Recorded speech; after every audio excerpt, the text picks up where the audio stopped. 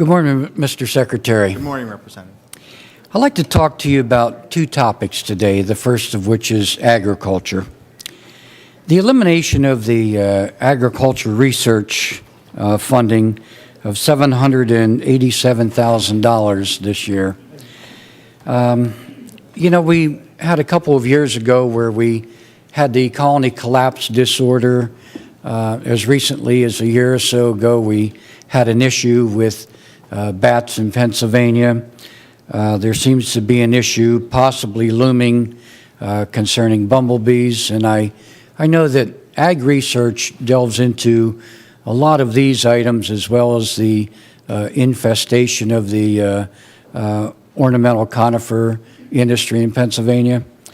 And I'm wondering, as this research goes on in the ag department, a lot of it is a 2 or 3 or 4 step process where they complete one set of studies, and then once that's completed and evaluated, they go into the next set, which a lot of times takes us into an ensuing fiscal year. With the elimination of these dollars, does this equate to an immediate stop of research in certain areas?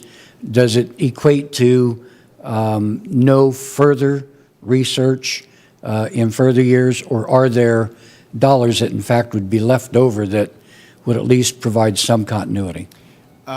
Representative, it's a great question. I am not aware of any research that will be halted because of that line item in the agriculture budget. I would remind you and other members that the governor did have in his budget $1.5 million increase in the to the Agricultural College Land Script Fund. That's primarily ag research money that goes to Penn State, and they've certainly been a leader in this area, but we've positioned that as sort of a challenge grant.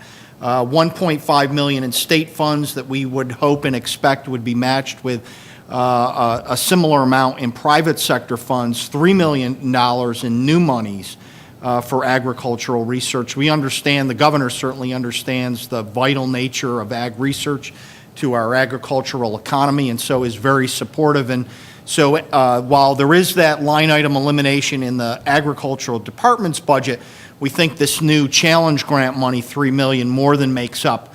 And in fact, it would provide substantially more new funds for ag research. Thank you. The second item that I'd like to discuss seemingly has been discussed at great length today is education funding. We know that right now, historically in Pennsylvania, more dollars have been put into K through 12 education than ever before. And as we continue to make that investment in education in our Commonwealth, another area is addressing those in our society that have the greatest desire to have a higher education but may not have the dollars to be able to do so. So I'd like for you, if you could, to explain to us a little bit more in detail, maybe than has been discussed already today, one of the largest increases for higher education, which is the $25 million appropriation for Ready to Succeed scholarships. Yeah, I think the thought there, Representative, is that, and the chairman I think knows this quite well, is that, as I'm sure you do, oftentimes many of our middle class families are priced out of support for higher education.